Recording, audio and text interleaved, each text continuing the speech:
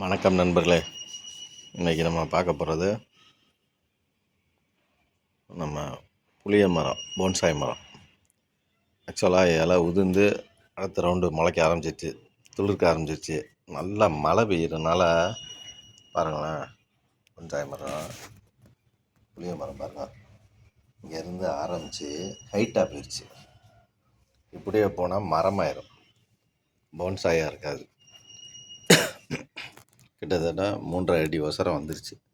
அப்போ இதை என்ன செய்ய போகிறோம்னா,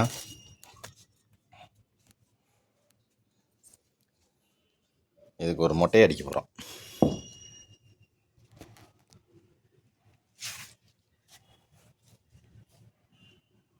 பாருங்க,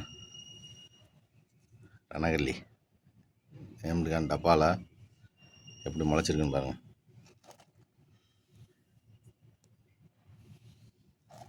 செடி வளர்க்குறது ஈஸி, மனசு மட்டும் வேணும். பாருங்கள், இது நம்ம புளிய மரம் எவ்வளோ ஹைட்டாக போயிடுச்சுன்னு பாருங்கள். இதை போன்சாயின்னு அப்புறம் ஒத்துக்கிட மாட்டாங்க யாரும். அதனால் இதை ஹைட்டை குறைக்கிறதுக்கு நம்ம கட்டிங் பண்ண போகிறோம்.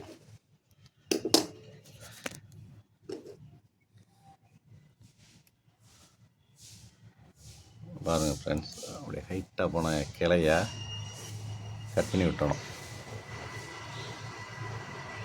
தெரியுதா இவ்வளோ ஹைட்டாக போயிடுச்சுன்னு?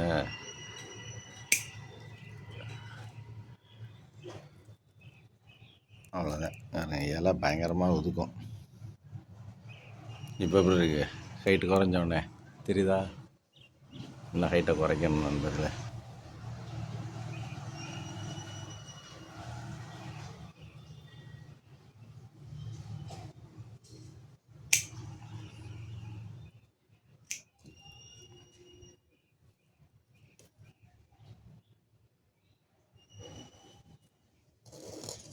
பாருங்கள் எத்தனை ஸ்லாப் இருக்குன்னு பாருங்கள், தெரியுதா? செமையாக இருக்கும் ஃப்ரெண்ட்ஸ். இது ஒரு கிளை, அப்படியே அதுக்கு அடுத்த மேலே ஒரு கிளை, அப்படியே ரவுண்டாக இருக்கும் நல்லா. பாருங்க,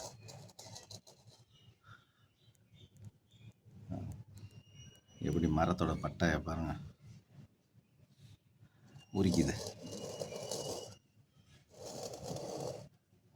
இந்த பட்டை தான் ஃப்ரெண்ட்ஸ் அதோட வயசை நிர்ணயிக்கும்.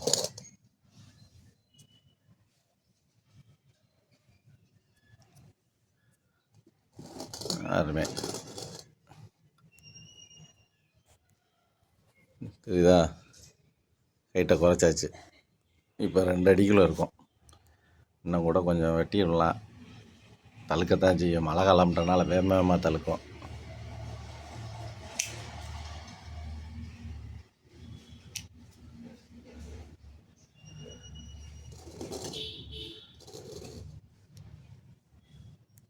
இதெல்லாம் காஞ்சி போச்சு.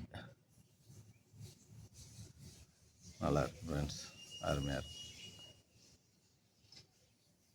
போன்சாய் மரம். இப்போ எப்படி இருக்கு? அவ்வளோதான். இந்த ஒரு 3 கிளை அதோட இதையே கெடுத்துருச்சு. நடக்கா இந்த இலை நல்லாயிருக்கும் ஃப்ரெண்ட்ஸ், சாப்பிட்டா ரொம்ப பிடிக்கும். புளிப்பாக இருக்கும், நல்லாயிருக்கும்.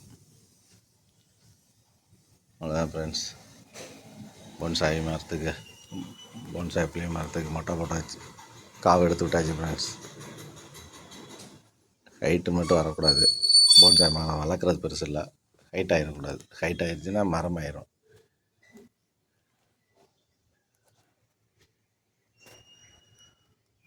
Thank you friends. நாளைக்கு வேற ஒரு ஓவியத்தோடு சந்திப்போம். நல்ல மரத்தோடு சந்திக்கிறேன், வேறு செடியோட. இது 10 வருஷமாக இருக்குது ஃப்ரெண்ட்ஸ் நம்மகிட்ட.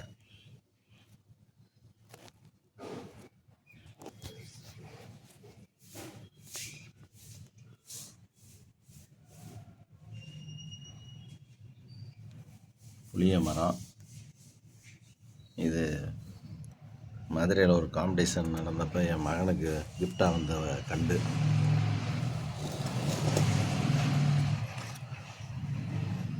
பத்து ஆண்டுகளாக இருக்குது ஃப்ரெண்ட்ஸ் என்கிட்ட.